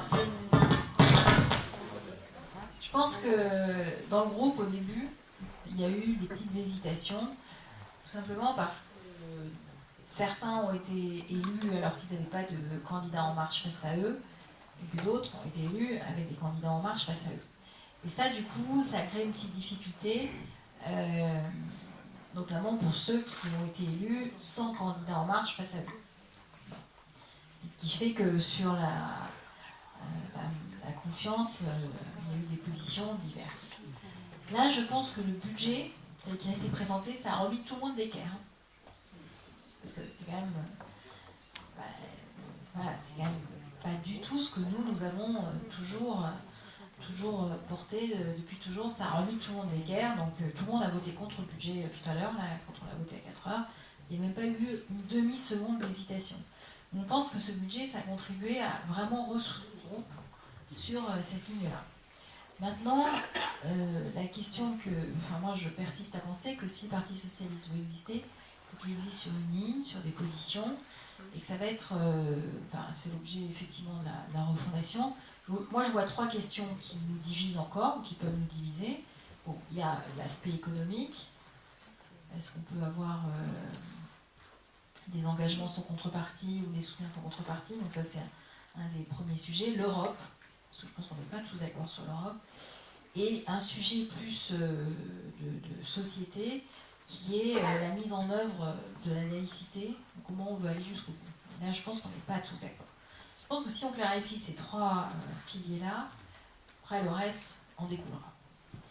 Et je crois qu'aujourd'hui, tout à l'heure je le disais en introduction, la France, elle a toujours été, en termes d'idées, ça a toujours été vraiment une puissance, et le Parti socialiste y a contribué, pour penser des nouveaux modes. Quand on a créé la TVA, bon, c'était pas nous, mais c'était quand même la France, on a eu cette capacité-là. Aujourd'hui, on est dans un monde ouvert. Et donc, il faut avoir des réponses face à un monde ouvert. Pas être... les réponses face à un monde ouvert, ça porte sur la question des réfugiés, ça porte aussi sur les parties économiques, sur le fait qu'on a des multinationales qui, dans le fond, ont bien compris que comme les États se mettaient pas d'accord, eh ben, elles pouvaient capter, elles pouvaient faire un peu leur loi comme elles l'entendent. Et nous, on ne peut pas regarder le train passer. Sinon, on perd... voilà, ça veut dire que c'est doublement injuste. C'est de dire on accepte qu'il y ait des gens qui produisent de la richesse chez nous et qui ne soient pas taxés. Et comme ils ne sont pas taxés, ça fait des moindres recettes dans les caisses de l'État qu'il faut aller ponctionner ailleurs. Donc toute cette réflexion-là, en tout cas moi je pense que c'est essentiel. J'espère qu'on arrivera à vraiment converger. Mais il faut qu'on pense, on peut ne pas être d'accord avec ça, on pense notre politique dans un monde ouvert. Et si on ne se positionne pas là-dessus, on aura jamais, à mon avis, on n'aura pas les bonnes réponses. C'est un avis personnel. Et j'ai oublié de répondre à la question de l'aide au développement là tout à l'heure. Oui, donc non, il n'y a pas le montant tel qu'il avait été annoncé pendant la campagne n'est pas atteint. Sur les associations, tu peux préciser, parce que l'équivalent du CICE, on entend beaucoup de choses. Est-ce que c'est maintenu? Est-ce qu'ils l'ont enlevé? Donc du coup, ça serait bien si on pouvait clarifier, et y compris sur ce qui va se passer sur le CICE ou son substitut. Voilà. Alors, les associations, elles peuvent bénéficier de 3 choses. Elles bénéficient des emplois aidés, donc là c'est terminé pour elles, sauf si ça rentre dans une des missions telle que définie la sécurité, puis je ne sais plus quelle est l'autre, enfin bon bref, l'urgence sociale, voilà. Mais pour le reste, c'est terminé. Donc ça, c'est rude, hein. Là, c'est très très rude. Sur les subventions aux associations, qui est une deuxième question, là-dessus on refera un bilan qu'on vous fera passer clair sur les montants. Ce qui est sûr, c'est que bon, les 130 millions là, sur la réserve parlementaire, ça va faire pchit. Enfin, donc ça, c'est quand même assez rude. Par exemple, juste pour... Parce que bon, on tape beaucoup sur les parlementaires, c'est peut-être à la mode, mais... quand Emmanuel Macron était allé faire la journée de vacances avec le Secours populaire, je retweet, donc il dit oui c'est bien tout ce qu'ils font, les enfants qui partent, les copains du monde, enfin voilà. Et quand même, il y a, vous allez me dire qu'il y en avoir plus, mais il y a 98 députés qui chaque année ont versé au Secours populaire pour l'équivalent de 500 000 euros. Et ça, par exemple, le Secours populaire va pouvoir s'asseoir sur 500 000 euros versés par les députés. Enfin, c'est pas les députés, c'est... Pardon ? Oui, non, mais tous. Mais je donne l'exemple du Secours populaire. C'est vrai qu'il y en avait... Et puis, troisième volet dont bénéficient les associations, c'est une réduction de la taxe sur les salaires, le CITS. Là. Alors, pour l'instant, il est maintenu l'année prochaine. Et l'année d'après, ça devrait se transformer en réduction de cotisation. Mais là aussi, c'est un peu, pour reprendre ce que tu disais tout à l'heure, c'est pas encore bien précisé, parce que j'ai posé 3 fois la question sur concrètement la trajectoire de tout ceci, et au milieu, là, c'était... Donc sur cette dernière question, je ne suis pas en mesure de répondre précisément sur celle-ci, mais dès qu'on aura plus d'infos, on vous les fera passer. Et c'était une bonne chose de supprimer la réserve parlementaire. C'était par rapport aux abus, c'était par rapport à quoi qu'elle a voulu supprimer la Bon, moi je suis toujours un peu gênée sur ces histoires d'abus parce qu'en 2012, on a dit tous les députés au même montant, ce qui n'était pas le cas avant. Avant, moi j'ai quand même vu des députés qui ne savaient même pas qu'elle existait. Parce qu'ils n'avaient jamais rien eu à. Donc encore une fois, c'est pas de l'argent pour les députés dans leur poche, hein, c'est la possibilité qu'ils puissent flécher des crédits des ministères, ce qui est un tout petit peu différent. Troisièmement, c'est publié sur Internet. Donc si vous n'êtes pas content, vous pouvez aller voir un député en lui disant mais c'est quoi ce truc que vous avez accordé, fléché. Et si on prend les 500 millions d'euros là, qui sont dans la vie associative, dans le budget de l'éducation nationale, vous savez comment ils sont fléchés et qui décide? Personne ne sait. Personne ne sait. Donc, bon, je veux bien que... mais sur les 500 millions d'euros là, qui sont donnés aux associations, ce sont des directeurs ou des chefs de bureau dans les administrations qui décident de flécher l'argent. Est-ce que c'est mieux plutôt que d'avoir des élus qui peuvent flécher une partie de l'argent? C'est peut-être pour éviter le clientélisme. Et alors, oui, non mais si, alors pour le coup, si, moi j'entends l'accusation de clientéliste, mais si c'était vraiment que si clientéliste que ça, les 300 députés du groupe PS auraient été réélus.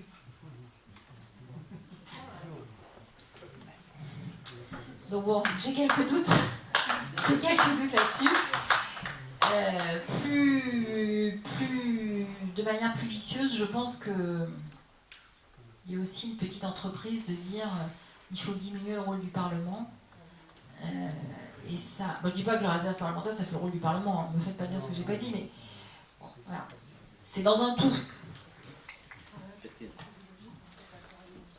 Sur le logement social, si j'ai bien compris, votre proposition, c'est de récupérer la contrepartie sur les organismes qui ne réinvestissent pas dans les travaux de réhabilitation.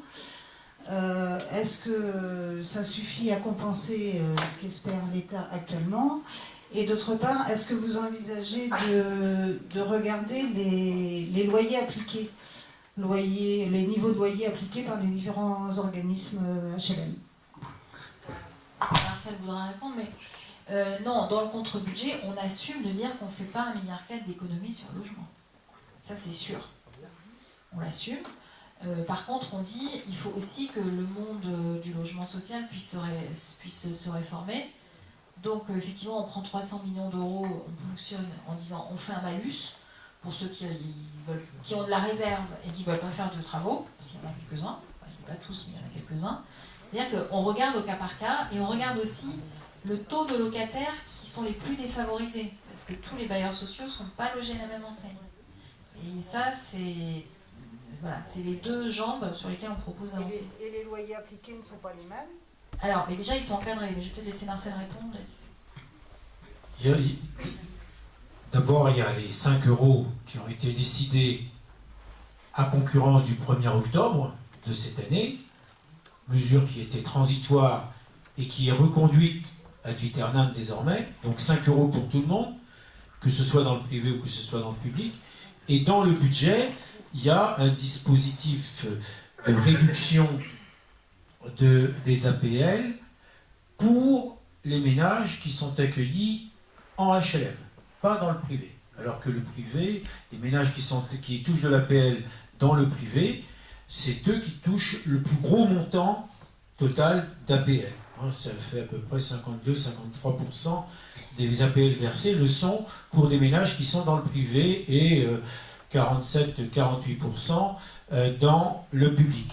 Uniquement ces-là vont avoir une réduction de l'APL, j'allais dire de 50 à une centaine d'euros, puisque ça dépend des revenus, ça dépend de la composition familiale, etc. etc. Et que ça représente 1,7 milliard de moins de recettes, de ressources pour les organismes d'HLM, et que 1,7 milliard, tout à l'heure on le disait, c'est un peu moins de 20 milliards de recettes de tous les organismes d'HLM. Donc si vous enlevez 1,7 milliard, ça fait à peu près 10%.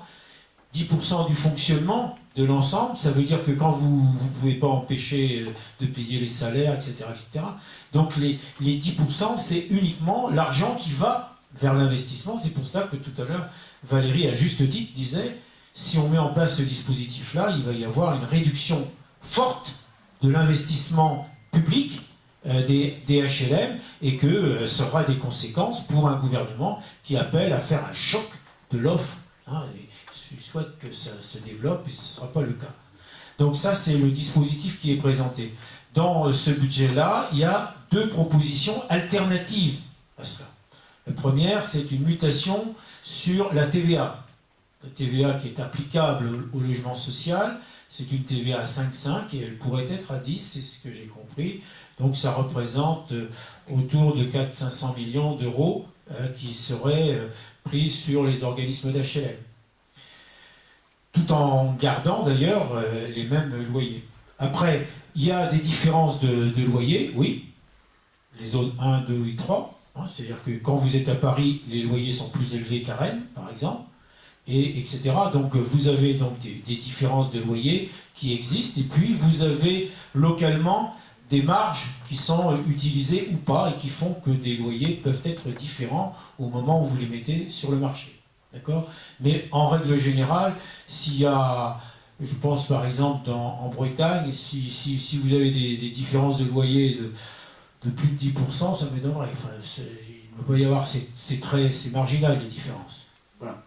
Donc c'est comme ça qu'il faut voir les choses. Maintenant, il y a d'autres problèmes qui se posent avec les loyers. Si c'est ça, il faudrait qu'en parler, Nathalie. Pour revenir sur cela, que fait le gouvernement ? Il demande à ce que la baisse des APL de 50 à 100 euros par mois, et non pas...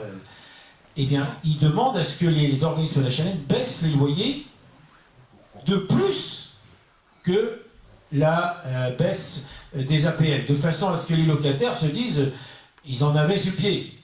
Enfin, ils avaient du fric, hein, puisque on est capable de faire ça. Et donc, pour vendre sa camelote à 1,7 milliard, ils prennent aux organismes d'HLM, tout compris dans le budget, 2 milliards. Et 2 milliards, là encore, c'est 10% pile des recettes totales des organismes d'HLM. Les recettes des organismes d'HLM, c'est loyer et charges. Hein. Et les organismes d'HLM ne distribuent pas de dividendes, etc. Moi-même, je préside un organisme d'HLM, je n'ai pas d'indemnité, etc. etc. Hein. Donc, c'est uniquement de l'argent qui retourne aux locataires. Hein. Uniquement cela. Hein. Et donc, c'est de cela dont il s'agit aujourd'hui, qui fait qu'on est très remonté. J'ai eu l'occasion de... Ben, j'arrête là, parce que sinon, j'en ai pour la réunion. Oui, juste, je parlais sans micro. Tu as parlé de députés En Marche qui avaient des positions un peu fermées. Est-ce que c'est leur vraie position? Est-ce que leur groupe est organisé? Ou est-ce qu'au contraire, on leur demande, pour être un peu vulgaire, de fermer leur gueule et d'appliquer les positions de l'exécutif? Ah ben, je ne suis pas dans le secret des dieux. Mais alors, je vais quand même vous raconter un petit épisode qui n'est pas du tout paru dans la presse. C'est pour ça que parfois, il y a des choses qui m'échappent. Dans la nuit de jeudi à vendredi, le groupe En Marche a déposé un amendement surréaliste, qui consistait à dire, vous vendez votre entreprise, aujourd'hui, vous pouvez avoir une exonération d'impôt si vous prenez la retraite, mais là, ils vous donnaient 500 000 € d'économie d'impôt. Voilà, ce truc-là, ça coûte de l'ordre du milliard d'euros. Bon. Je me dis, ils font ça pour faire un peu de buzz, etc. Et puis, non. Donc le maire a dit qu'il est contre, parce que forcément, 1 milliard d'euros, c'est quand même c'est pas une paille. Et je vois Richard Ferrand demander un scrutin public. Je me dis, mais qu'est-ce que c'est que ça? Parce que bon... Donc en fait, là, moi je monte au créneau en disant, mais quand même, 500 000 € d'économie d'impôt, enfin vous vous imaginez, c'est bon, bref. Et donc en fait, on a assisté à une guéguerre entre Richard Ferrand et Bruno Le Maire. Bon. Où on voulait savoir qui allait remporter le vote. Voilà. Bon. Nous avons voté contre cet amendement, les Républicains ont voté contre, le Modem a voté contre, enfin tout le monde a voté contre, la France Insoumise a voté contre, les communistes ont voté contre. Et chez En Marche, c'est un tiers. Un tiers a voté pour, un tiers a voté contre, donc un tiers a voté pour, a suivi Richard Ferrand, un tiers a voté contre, a suivi Bruno Le Maire, et un tiers s'est abstenu, dont essentiellement nos anciens camarades socialistes. Donc. Et Au final, c'est Bruno Le Maire qui a gagné. L'amendement n'a pas été voté. Là, je me suis dit, mais qu'est-ce que c'est que ce BINS? Parce que quand le groupe majoritaire demande un scrutin public, c'est qu'en général, il est sûr de le gagner. Enfin, je l'ai dit, nous aussi, on avait fait des trucs comme ça, on demande un scrutin public, puis on se fait... Bon, bref, c'était fait bananer, mais bon. Mais ça, personne n'en a parlé dans la presse. Alors que ça révèle quand même des petites tensions qui existent. Bon, moi, j'ai pas... je sais pas pourquoi, hein, ni comment. Mais c'était surréaliste. Moi, je me souviens, je me suis retournée vers Richard Ferrand, je lui ai dit, mais vous votez ce truc-là? Il me dit, mais bien sûr. Alors que le ministre venait de dire non. C'est normal pour Richard Ferrand parce qu'il est dans la mutualité, il sait ce que c'est que le tiers payant, naturellement. Par ailleurs, j'ai rencontré, au titre des HLM, j'ai rencontré les députés et les sénateurs, 25 parlementaires à l'Assemblée nationale pour leur expliquer les problèmes. À la fin de la réunion, il y a une députée, je ne nomme pas son nom, elle est du Finistère et particulièrement de Quimper. Non mais c'est vrai. Et elle me dit, tout ce que vous avez raconté là sur les HLM, c'est vraiment très intéressant, monsieur Rogemont, mais vous savez, nous, on est pour le nouveau monde et vous nous avez parlé que de l'ancien monde. J'ai dit oui, non mais je lui dis, madame la députée, entre l'ancien monde et le nouveau monde, il va bien se passer 2-3 ans quand même, pendant lesquels il vaudrait mieux se poser la question des HLM. Et elle me dit, mais vous y êtes pas, monsieur Rogemont. Pas du tout. Parce que dans le nouveau monde, tout le monde aura un travail. Tout le monde pourra se payer son logement. Il n'y aura pas besoin de HLM. Députée Anne Aiglemeur. Enfin, je ne le dis pas, mais... Enfin, je ne l'ai pas dit, mais quand même. Hein, vous êtes... il y en a certains, ce sont des fêlés. Parlez-nous donc des fameux 3% dont le maire fait des gorges chaudes qu'on doit récupérer sur les entreprises. Alors... Donc, ça, c'est une affaire, mais abracadabrantesque. Quand on arrive en 2012, alors, je vais essayer de... Quand on arrive en 2012, au mois de mars 2012, on s'est pris une condamnation par l'Union européenne sur ce qu'on appelle des OPCVM. Les OPCVM, ce sont des... voilà, vous connaissez, des fonds de placement. Il y a quelques années, je ne sais pas quand, des produits de bourse, oui. Il y a quelques années, je ne sais pas quand, on avait eu la brillante idée, je ne sais pas qui est on, mais enfin, quelqu'un, voilà, de dire les dividendes versés par des sociétés étrangères aux OPCVM sont taxés et ceux versés par les sociétés françaises ne sont pas taxés. Bon, tout ça pour dire que dans le droit de l'Union européenne, c'est pas très solide. Donc, on se fait condamner par l'Union européenne, la Cour de justice de l'Union européenne. Ça coûte 6,5 milliards d'euros. Donc, des brillants cerveaux, notamment le secrétaire général adjoint de l'Élysée, et d'autres, travaillent pour essayer de trouver une solution qui permette de récupérer ces 6,5 milliards d'euros. Grosso modo, c'est un peu l'idée. Et invente une solution qui conduit à mettre une taxe de 3% sur les dividendes, mais pas perçus par toutes les sociétés. Donc là, bon. Alors ça, ça a émergé de... Voilà. L'Élysée, en tout cas le secrétariat général de l'Élysée, n'était pas totalement étranger à cette solution. Ce que je note aujourd'hui, donc effectivement cette solution, elle s'est fait retoquer 4 ans plus tard. D'abord par la Cour européenne de justice, puis par le Conseil constitutionnel. Moi, ce que j'aimerais, c'est que nos anciens ministres, Michel Sapin et Christian Lagarde, mettent sur la place publique les mails qui ont conduit à cette solution et qui les a envoyés. Voilà. Je relève que Bruno Le Maire, qui était très... qui montait pas mal au créneau de manière assez virulente, cet après-midi à l'Assemblée nationale était beaucoup plus calme. Ouais. Mais bon, c'est pas forcément entendu dans le brouhaha qui peut exister, mais C'était beaucoup plus calme sur le sujet. Voilà.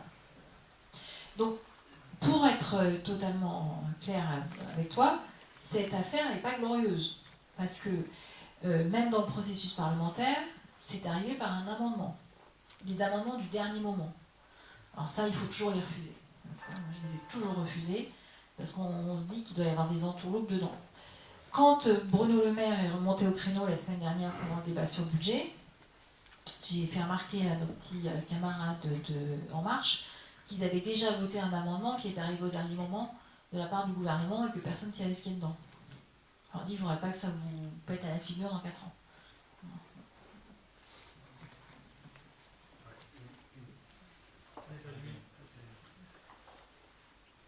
Une petite question sur la distinction entre réduction des déficits publics et réduction du déficit de l'État. Emmanuel Macron se présente un peu comme le grand réformateur, vous allez voir ce que vous allez voir, je vais transformer la France, mais c'est toujours plus facile quand c'est les autres qui supportent les conséquences de la réforme. Et donc on demande beaucoup aux collectivités, on demande beaucoup à la sécurité sociale, mais j'ai l'impression que la réforme de l'État se fait un peu attendre. Alors, déjà, bon, comment dire, tout ceci est imbriqué, parce que entre l'État et par exemple la sécurité sociale, vous avez des tuyaux dans tous les sens. Et quand même, chaque année, l'État verse à la Sécu près de 37 milliards d'euros. Donc effectivement, on peut dire que le déficit de l'État augmente, parce que s'il ne versait pas ces 37 milliards d'euros à la Sécu, qui correspondent à des exonérations de cotisations sociales, c'est-à-dire on vote, on dit vous allez avoir une exonération de cotisation sociale, on dit à la Sécu, bon allez, l'État va vous compenser. Donc l'État, il est quand même bonne mère, parce qu'il compense pour pas mal de monde. Bon. Là où je suis d'accord, c'est que parfois il est hypocrite. Parce qu'il dit je vais vous compenser, mais en fait, oulala, mais il compense au taux de 91. Alors vous avez compris quoi. Notamment en collectivité locale, c'est sur la base des taux de 91.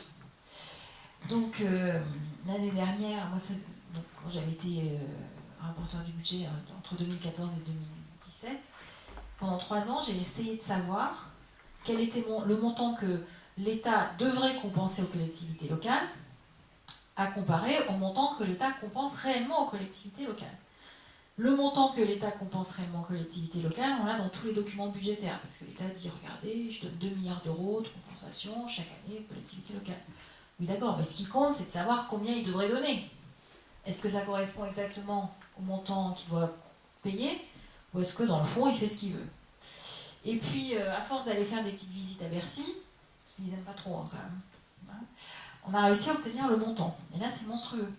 L'État devrait rembourser chaque année aux collectivités locales 4 milliards d'euros, et il ne rembourse que 2. Mais c'est pas si on imagine ce que ça représente. C'est monstrueux. Et ça dure depuis bien longtemps. Pas depuis 2012, depuis bien longtemps. Donc là-dessus, il y a une forme d'hypocrisie. C'est-à-dire que, comme il y a des relations imbriquées, par exemple, un autre truc aussi, on vote des exonérations de taxes foncières pour, je sais pas moi, pour soutenir un commerce en centre-ville, dans les zones des quartiers prioritaires de la ville.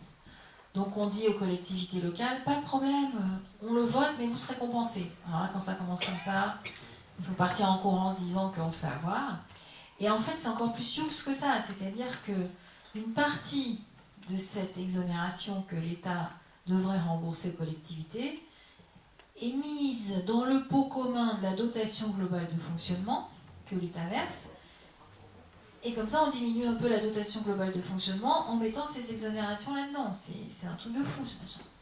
Et donc, effectivement, ça revient à dire que les collectivités les plus pauvres payent pour celles qui sont encore les plus pauvres. Tant qu'on n'aura pas mis vraiment à plat ce truc... Mais en fait, personne ne veut le mettre à plat. Parce que, comme on sait que l'État devrait rembourser 4 milliards et qu'il n'en rembourse que 2, je crois que... peu de personnes sont, comment dire, tentées de vouloir vraiment le mettre à plat. Donc oui, il y a une forme d'hypocrisie sur ce sujet-là.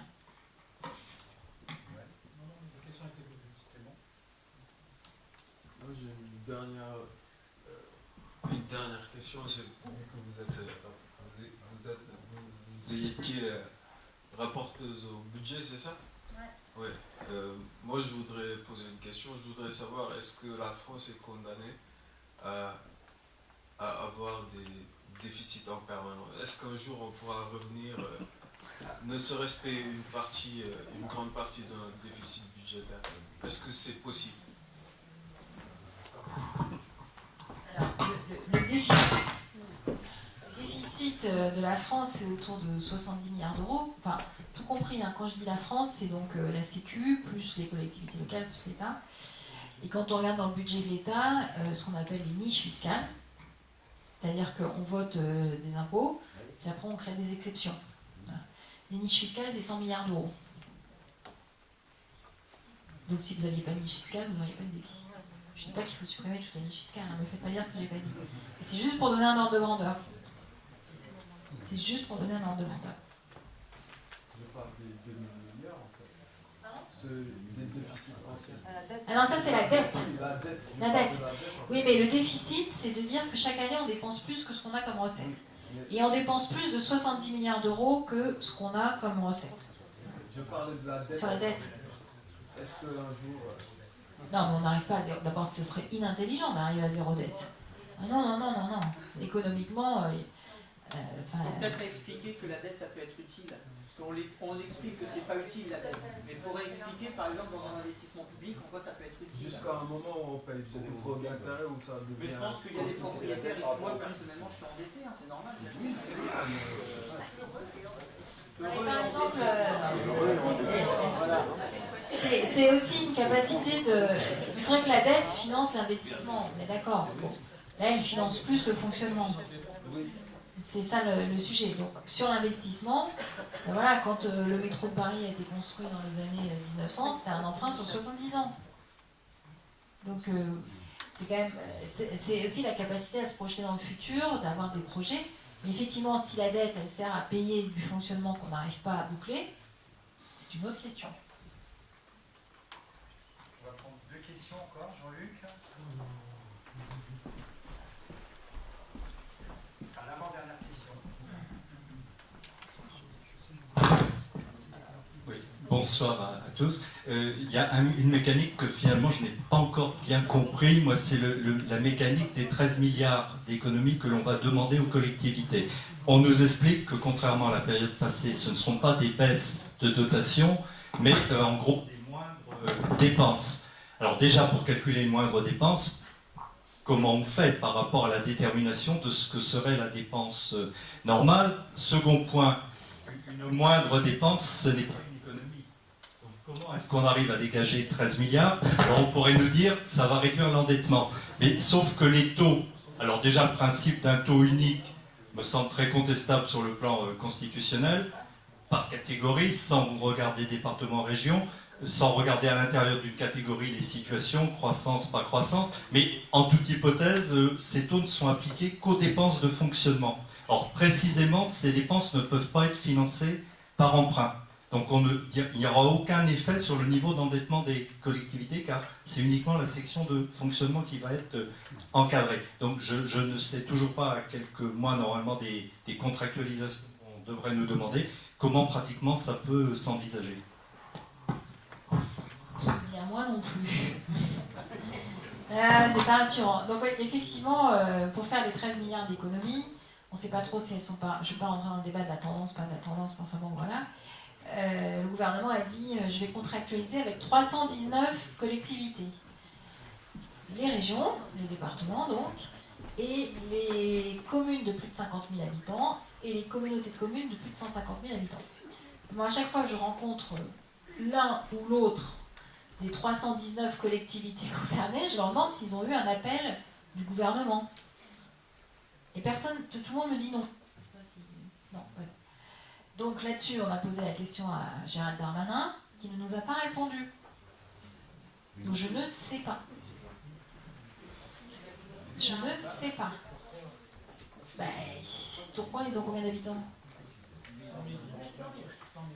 Ah oui, voilà, s'il y a 800 000, il va être concerné. Donc, non mais c'est inouï que là, on est le 24 octobre et on ne sait toujours pas ce qu'on va vous demander au 1er janvier 2018.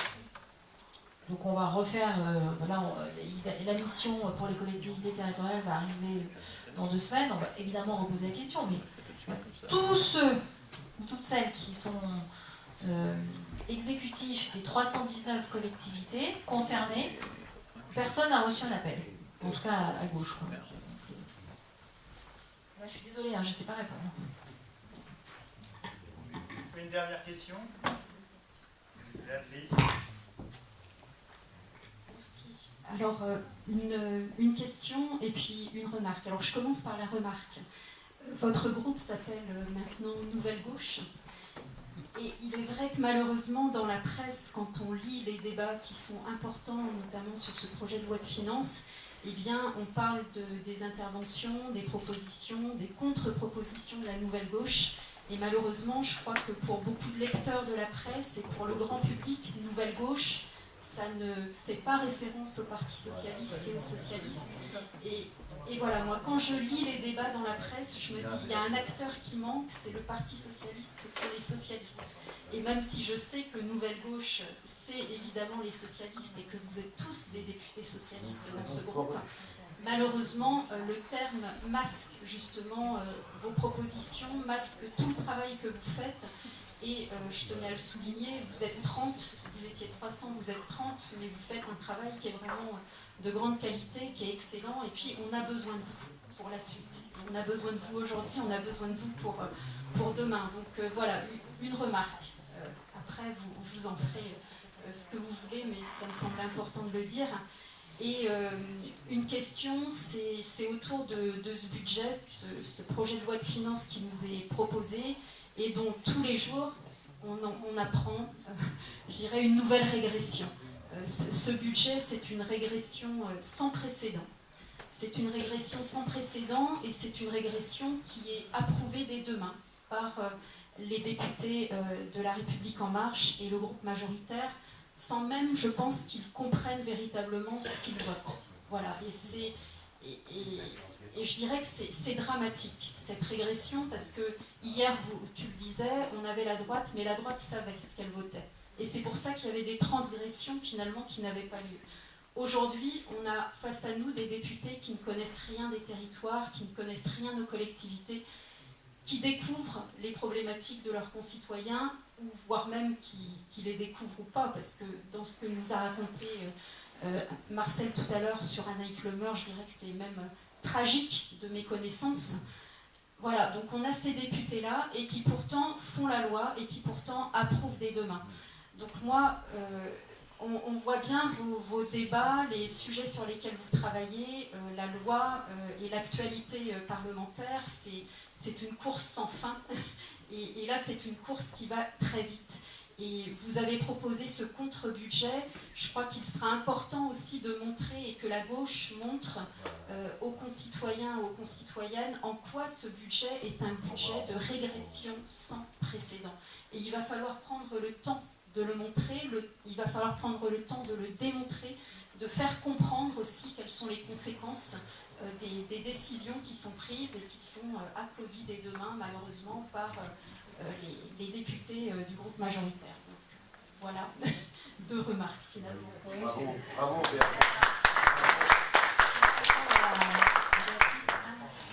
sur le nom, bon, le nom Nouvelle Gauche, il n'est pas génial du tout.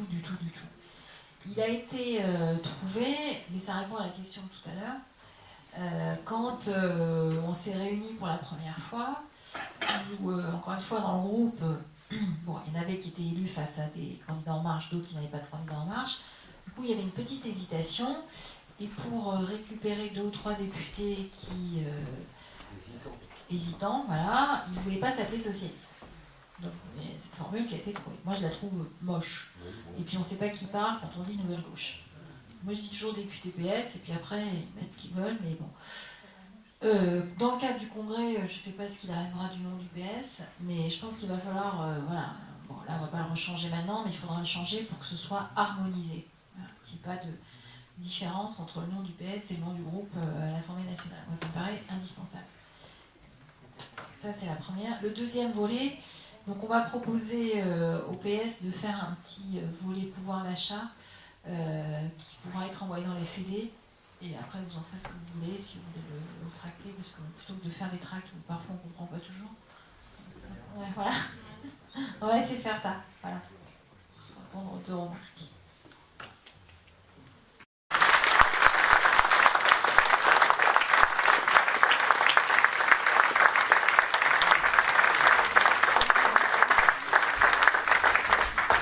Bien, merci Valérie pour ta présentation très claire et illustrée avec des exemples très concrets qui nous permettent de mesurer tout l'impact des choix budgétaires du gouvernement.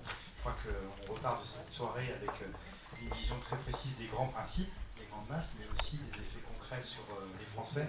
Je crois que c'est toujours utile pour comprendre et puis pour aller convaincre sur le terrain.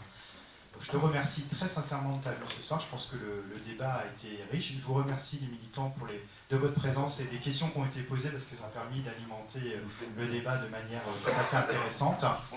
Donc je vous souhaite une bonne soirée et je vous donne rendez-vous dans les prochains moments de la fédération que seront les forums territoriaux de la refondation, donc sur les territoires des sections. Et nous viendrons vous voir pour échanger sur la refondation et sur les thèmes que nous avons choisis. Et comment vous recevrez la semaine prochaine un courrier de la fédération vous détaillant l'ensemble des dates. Ne soyez pas impatients, ça va arriver, ça se calme. Merci et bonne soirée.